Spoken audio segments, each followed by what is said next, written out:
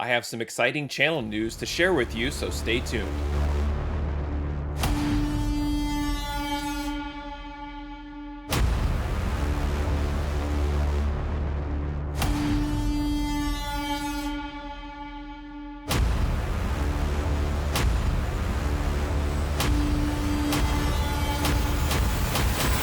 Hey there, today I have an unboxing video, and in this video I'm going to open up an order that I placed with Professor's Comics. And I usually get a great selection of Bronze and Copper Age books, an occasional Modern, occasional Silver Age, and this is a pretty decent sized order, so I'm excited to get to it and unbox this. But before I do, I just wanted to give you a few channel updates here. And the first thing I wanted to do is just thank you. Thank you to everyone that subscribes to my channel. I recently went over the 1,000 subscriber mark, and what that means for me is it's now opening up new possibilities to make the channel even bigger and more exciting and hopefully more interesting for you, offer more tools, more resources for helping you organize your collection and look at getting the most value from your comic book collection, making more informed decisions, and so forth. And now that I have reached that milestone, I have enabled channel memberships. And I have a couple of tiers of memberships. The first tier is pretty straightforward. It's just a way for you to show your support for me and my channel. And in return, you will be automatically entered into my monthly giveaways. The next giveaway is scheduled to wrap up very soon on November 30th, 2022. And the next giveaway will only be for channel members. So you'll definitely want to, at the very least, join at that initial membership tier. You can simply click the join button right below this video. And then there is an additional tier if you are interested in more, I would say, advanced collecting techniques, where I will be finally granting access to many of my collecting spreadsheets. I'll have templates available and so forth. And I'll also make myself available sort of like in an office hours style if you're interested in troubleshooting your own spreadsheets, or if you need additional support using the tools that I provide for you.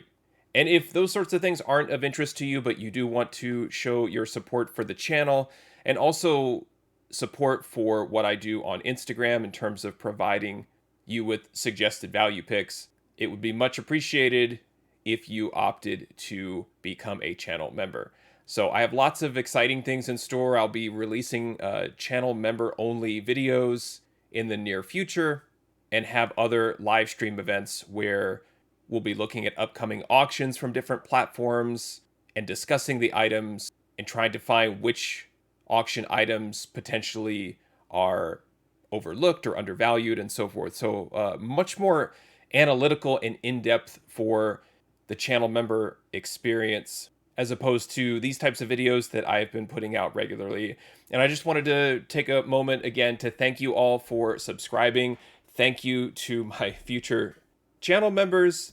And I certainly understand if you're not interested in any of that. I appreciate you watching, commenting, giving this video a thumbs up, and so forth. So I want to get to the unboxing here and also talk about a little bit of a change that I made to my analysis, because I have finally implemented the condition tiers that Cover Price introduced to us several months ago now, where it's not simply a reporting of the raw book value, but a breakdown of the raw book value in the Cover Price condition tiers. And I think there's about 6 or 7 different tiers. That's not for every single grade point, but they are essentially telling you what the book should sell for: raw, in near mint, very fine, fine, and so forth. And I have decided to finally alter my analysis to align itself more with those condition tiers. Now, I don't necessarily trust those condition tiers 100%, because I don't know exactly how they are evaluating a raw book sale. So is it based on an eBay description? Do they have individuals actually looking at photos and saying, yes, this book is near mint, this is very fine? Or are they just kind of averaging it all out and hoping for the best? But what I've found is they're generally in the ballpark of being accurate. And after kind of living with that data for a little while, I've just kind of learned to trust those tiers to some degree. So at the end of this video, when I go through the order breakdown, I'll let you know what I paid for these books and compare it to fair market values. I'll dig a little deeper and kind of show you exactly what I mean by that in terms of looking at an example and where I expect these books that I purchased from Professor's Comics to be in near mint condition or have the potential to be pressed or improved into near mint. I used the condition tiers provided by Cover Price to kind of guide my purchasing decisions. So let's get to the order. It's a pretty significant order. I want to show you the books that I got. I'm really excited to share with you some of these books that I got from Professor's Comics. So let's get this order unboxed and take a look. All right, here is that order that I placed with Professor's Comics. Sent via priority mail, not media mail. Love it. So let's go ahead and get this opened up.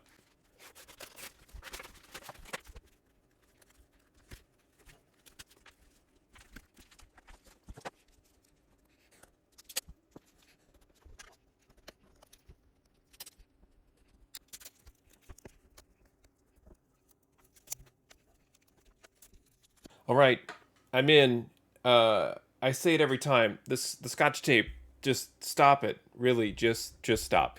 If you're gonna use Scotch tape, at least do the tape pull so that it just peels right off.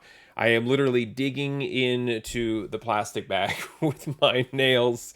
So the tape monster got me on this one, but I'm finally in. I want to take a look at these great comic books that I got from Professor's Comics, and let's start off with a modern book. And this is Captain Marvel number 16, Legacy issue number 51. And this is the first first appearance of Phyla Vell, who appeared with the first full appearance in issue 17, the very next issue. But this book has been speculated on for some time, with Phyla Vell showing up in Captain Marvel, Phyla Vell getting his own series with the same name, and then rumors of possibly even showing up in the MCU. And I took a chance getting this from Professor's Comics because I just figured it's possible that this book was purchased, put in a bag and board, and just kept up until right now. I am seeing a little bit of a crease here through the bag right there, but certainly could be pressable. But this book will pop up on top 10 lists every so often. And it was just a character that I didn't have any books of, and now I have the first appearance here in Captain Marvel number 16. So taking a chance here on a modern book, like I said, where I'm hoping that the curator for Professor's Comics just had this in a bin and was hoping maybe I could acquire it with a chance for it to be a 9.8. Now these other books are more typical of books that I would pick from Professor's Comics. This is Fantastic Four number 190 from 1977. All of these books, I think, except for one, was purchased in near mint condition. And you're always going to have something. It's not like these books are sitting around in 9.8. We could certainly see a couple of spine ticks there. They're just slightly color breaking. But it does come down to quantity, availability, supply, and so forth, more so than demand for me.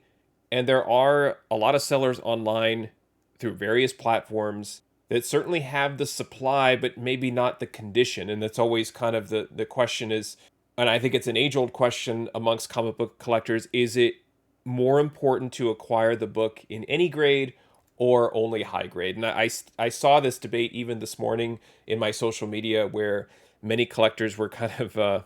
it is interesting when someone posts something about comic books, the comments that fall underneath typically agree with the post, and it's not necessarily a place for healthy debate. Certainly there's toxic debates everywhere, but the poster said, I would much rather pay $5, $10, $15 for a book like this in low grade just so I could acquire it, instead of trying to hold out or wait or pay a premium for high grade.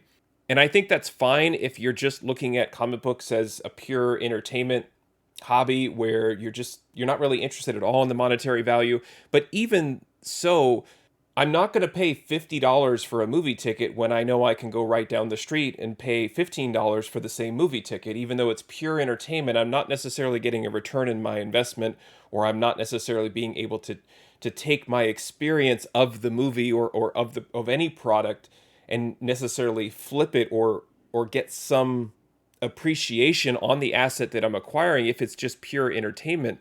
And in the case of comic books, I want both. I want the entertainment, I want the hobby, I want the collectability of it, but I also would like some value built in case I did want to move these later, have the hobby pay for itself, have my family liquidate my collection after I'm no longer here and so forth. And that's what I love about comic books is there's so many different ways to appreciate and enjoy the hobby. So I tend to shy away from the I'll just buy any book in any condition and I'll pay whatever that fair market value is to to kind of tease again what I'm doing now with the cover price fair market value tiers. But I would rather focus and get as much value out of the highest possible condition that I can acquire.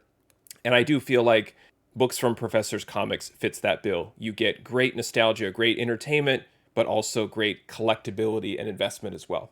On the flip side, we have Fantastic Four 220. Again, just sort of, I think, continuing my quest for certainly the John Byrne Fantastic Four issues, but looking at FF somewhere around 150 to almost 300 to see if I could complete that run. This is a really, really interesting all red cover, tough in high grade, and looks to be in really good shape here. Awesome John Byrne cover, and that's Fantastic Four 220. I think this was one of the books that I did decide to take a shot at, and it was in the VF to near mint, and this is Super Villain Team Up number 13. Awesome Doctor Doom cover, great 30-cent book from 1977, and it probably is very fine. Might even lean VF minus or a fine plus. Some color breaking spine ticks here, but not too bad. Definitely I would consider to be a high grade copy or a mid grade at worst, but this looks pretty good. It's my first ever issue of Super Villain Team Up, so I'm really happy to pick up this copy. Anything with Doctor Doom on the front where he's got just such an epic presence, all of these books are typically frequently sought after by collectors. All right, we have What If number 37. This was just a straight value pick for me. There's no speculation in here that I'm aware of, but what if the Beast and the Thing continue to mutate? Really gross. What's going on with Thing there? And I have a few books now. I have a few issues in the What If titles. So again, just pretty much just a value pick here, and able to pick it up in near mint condition. Looks to be pretty good. Kind of sent in this, not really a Mylite, just an oversized plastic bag, but looks to be in great shape. All right. We have a couple of She-Hulk books. This is Sensational She-Hulk 32. Again, another tough book to get in high grade with the darker background here. The She-Hulk show has come and gone. Whether you're a fan of the show or not, it's definitely heightened the awareness of the John Byrne Sensational She-Hulk run. And many of her books I would consider to be value picks where you can get these for a few dollars. And they have pretty good value if you end up getting them slabbed in a 9496 or 98. This one was also a value pick, Sensational She-Hulk 38, Moonlight Music, and Machismo. Another interesting character introduced here and created by Byrne. Yeah, and basically She-Hulk, she's just not having it. So there we go, Sensational She-Hulk 32 and 38. Next one is Uncanny X-Men 318 with a cover by Joe Madureira. Really lovely Jubilee cover on this one. We can definitely see how this was inspired by the Image founders. This is right around the same time that all of those great creators left to go to Image, but you could see just their legacy and inspiration here. Always like this cover of X-Men 318. Another copy of Secret Wars number 1. I keep picking this book up. This is probably my 5th or 6th copy now, and this book does look to have... A lot of my copies have the same problem right down here in the corner, just a chip right off the corner. I've been trying to get this book, or as many as I can, in high grade, hopefully 9.8 candidates, but with this being a thicker book and a cardstock, it just suffers from that spine splitting here and corner splitting because of the thickness of the book and just the wear and tear. So probably not a 9.8 candidate. May not even be a 9.4, but wanted to grab it. thought it was for a pretty decent deal from Professor's Comics. Iron Man 167. This is the second appearance of Obadiah Stane. He eventually becomes the Ironmonger. He was the villain in Iron Man 1. Not my favorite Iron Man cover, but with a lot of these books having a solid background of any kind, the spine ticks really pop here, and you can see even just some faint ticks right in there. So again, probably not a 9.8 candidate, and may not even be a pressing candidate, but always looking for great Iron Man books. My favorite character, so I'm always looking to add books to my run of Iron Man. I picked up another copy, 172. Lots of stuff happening on this cover with Captain America, Firebrand. There's Tony Stark, there's Iron Man. Who is this? Great angles on this cover as well, with cover art by Luke McDonnell, who did the pencils on the interiors as well. So this one looks to be pretty good, could be a pressing candidate. I don't see a lot of color breaks here, just some real faint spine ticks that could come out in a press, but this one has like a near perfect wrapping as well. So really, really nice high grade copy. Love grabbing these for a few bucks. Another value pick, kind of a filler. This is Ms. Marvel number 8 with Lockjaw on the cover. Again, another example, kind of like She-Hulk, the show has come and gone, so everybody's speculating and thinking about the next one because the flippers have all made their money, and I'd love to go back and add these issues that I missed to kind of fill out the run. Ms. Marvel's had a few different series now, different volumes, and this is Ms. Marvel number 8 from 2014. All right, couple books to go. These next two, I think, were kind of the primary reason that I put this order together. This is very typical where I'll find a book or two, and I just don't like placing orders for like 1 or 2 books. I want to make sure that I kind of make it worth everyone's while for me to make the purchase, the seller to put the order together. It's just some weird thing that I have. I just won't order a couple of books from a source that I know has a substantial inventory. So let me show you this one first. This is Detective Comics number 577. This is one of the issues that was a short run in Detective Comics, the Batman Year 2 storyline that was illustrated by Todd McFarlane, who also did the cover on this one. And all 4 of his covers, the 4-part Year 2 series, have the same color scheme where it's black, orange, and blue. So they're very, very recognizable. A lot of times on eBay, you'll see all 4 put in a lot. But my friend Professor Salt and I, we have been looking at these books, and he picked up one of the other parts in the story one day and let me know, and then I immediately ran and got this one because I wanted to try and keep up. So there's nothing like, I guess, friendship FOMO or comic book FOMO through friends. But in any case, this is the first of the Year 2 issues that I have picked up and looks to be in pretty good shape. So very, very pleased with this one. Maybe a little bit of a stack increase, but especially up here, no spine ticks here up in the Batman logo. So really, really happy with that one. Then the last book is a Silver Age book. This is Tales to Astonish number 85. This was listed in near mint condition. It looks to be in very, very good shape. So much so that I am intrigued and want to go ahead and open this and take a closer look, because it is one of those, it's a little hard to believe that this book was listed in near mint. But yeah, it looks nice. There's definitely some spotting up at the top right there, and also right there in the blue. So little chipping or just some non-pressable defects there, or it could be looked at as manufacturing. The wrapping is a little off, but not too bad. Spine looks really, really strong. Really nice there. Down here in the corner, that's going to be a problem.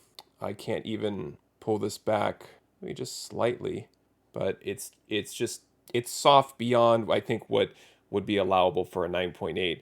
Some pressable defects here right on the edge. Let's see if I can get it right there. So that could be pressed out as well, but a very, very strong copy. Just slightly discolored. Could benefit from a little whitening or a little wet cleaning, but really, really nice. I mean, is it a 9.4 near mint or is it a 9.0? It definitely needs something. It definitely needs some press. There's just some general creasing, and there is some dirt on the back here, and then in general has these sort of non-color breaking spine ticks that you typically see in this sort of book, but a lot of discoloration here that would have to be cleaned up. So what I typically do is I won't think about the dirt or the level of dirtiness, but gosh, what a gorgeous comic. At worst, this is off-white to white pages. It could be white pages, but absolutely gorgeous. Really, really happy with this one. And if I were to give it a grade, what I end up doing is, like I was saying, I ignore the dirt for a second and just say, in general, what is the structure of the book? The spine looks magnificent. I see maybe one or two color breaking spine ticks. There's that one right there is pretty bad. At first, it looks like it was just part of the art, but that's definitely there. And again, is that allowable? It's certainly allowable to a degree, but that would be the one mistake. Plus those up here, maybe some color chipping, maybe that's also allowed or not. But then you add in the corner, and it's definitely not a 9.8. So then you're thinking, probably a 9.6 plus the general creasing moves it down to a 9.4. Another like finger bend type crease up at the top, right in there above the U and the L. And then you turn it over and it's got other creasing. So now you're probably down to a 9.2, 9. You're kind of in there. And then the dirt. And then the dirt for me pulls it down a whole grade. So I'm probably leaving it as an 8.5 as is, but a very, very strong 8.5. I could probably make the case that it's a 9. And now that I think about it, I think maybe that's where it lands. An 8.5, it seems like I'm being really too critical. A lot of sharp corners on this one. But you have to grade it and not think, well, it's a 9.6 because it's Silver Age. I'm going to give it a 9.0 with the potential to move it up into, I mean, if it can be cleaned and everything, I would say this could end up being a 9.4, possibly a 9.6, depending on how good of a job a pressing and cleaning turns out for the book. So I'm going to give it a 9.0 and indicate that it does need a clean and press. And I do think that's pretty fair, with only one real color break on the spine and then just a slight issue down there in the corner. I don't want to be overly critical on it. I really don't think it's an 8.5. So I'm going to mark 9.0 CP for clean and press. And this is why I love the Silver Age or standard size bags and boards, because then a Silver Age book fits nicely into the bag and board, and everything is all uniform in my short boxes. So there it is. An amazing, amazing Tales to Astonish 85. Great Hulk cover there. Really pleased with this one.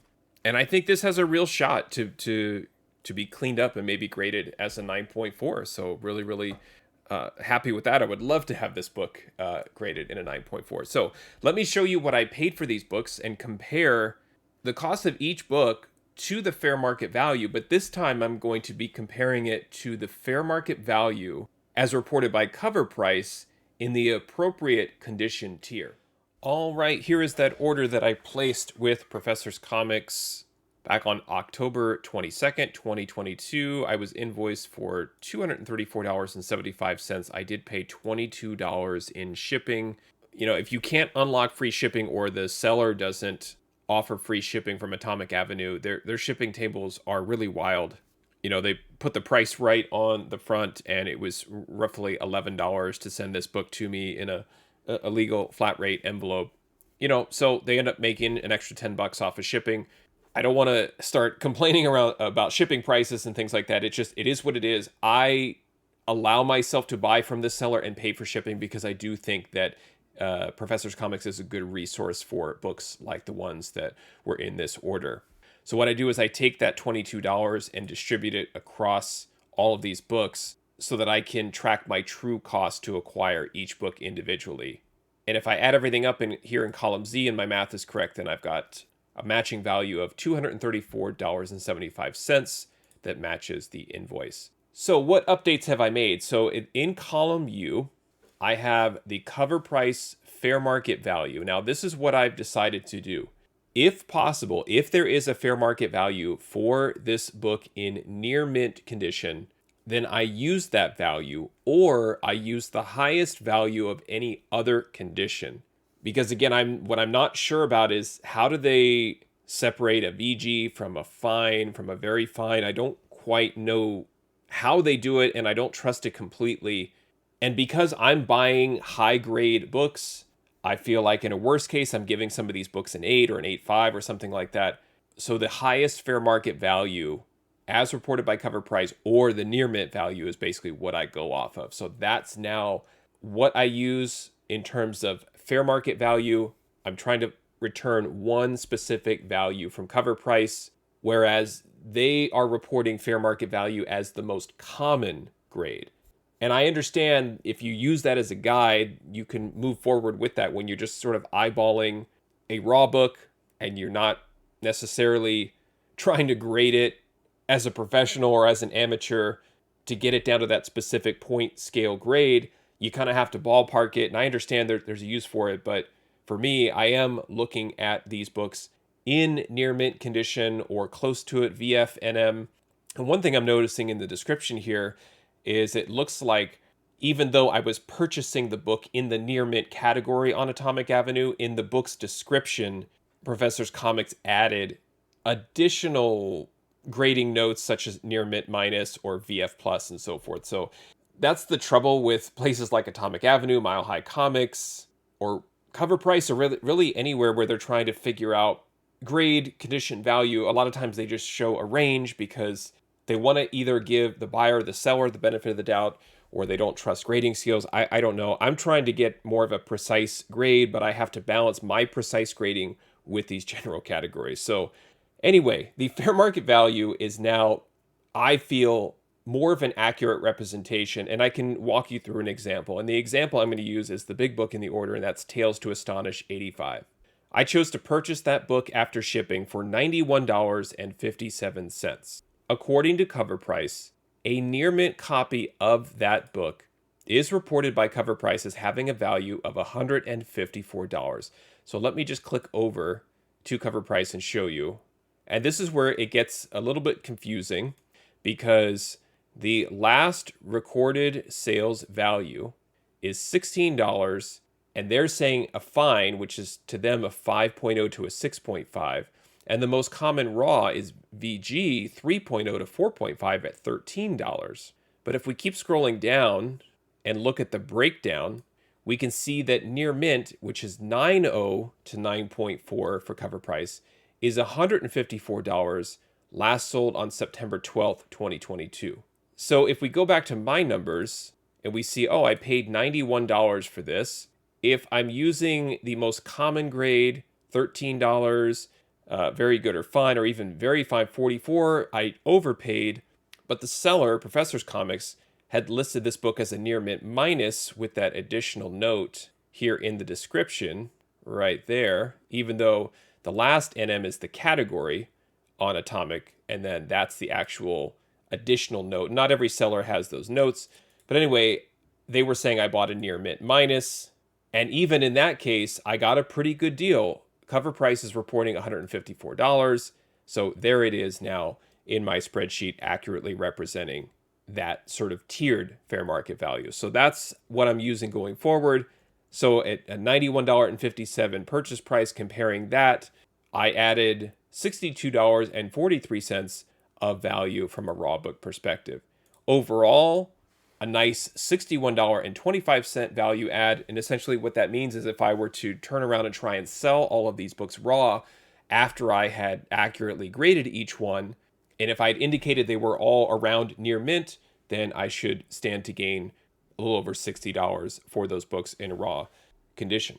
Now, if these are all generally near mint or in the ballpark, I realize some of them have VF plus, near mint minus on them, but they're in that near mint category, which I believe to be 9.4-ish, let's say. I want to see if these have values, if they were graded by CGC, and many of them do. Overall, for the order, if I were to just blindly send all of them in and hope to get a 9.4, it would be a nice addition of $165.19 on top of what I paid for these books, and pretty much being carried by that Tales to Astonish at $135.74. That's where I'm really hoping that I could get that book pressed and cleaned. It has a CGC value of $260, so it was a after the purchase price and grading fee value add of $135.74, but a nice $260 book if that ended up being a 9.4 Captain Marvel number 16 also has value at a 9.4 at $75. Several books do not. They're just not that highly sought after, very common.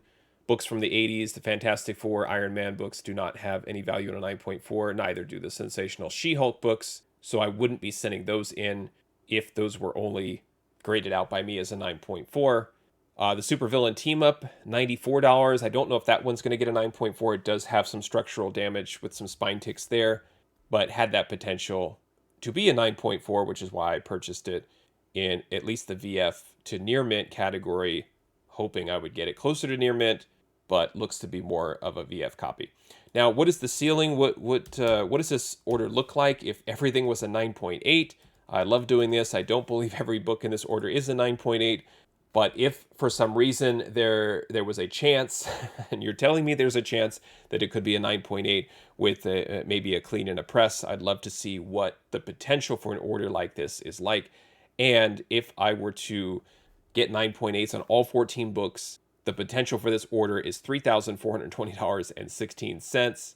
And again, what this tells me is not necessarily that I would be misled into purchasing these books, but what sort of attention, what sort of value, what sort of importance do these books have when they're professionally graded?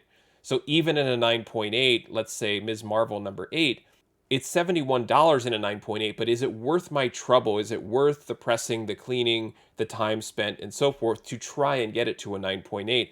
So this helps me prioritize. What I end up doing is I look at the actual grade that I give the book, and then I look at the values, and then I look at the press potential.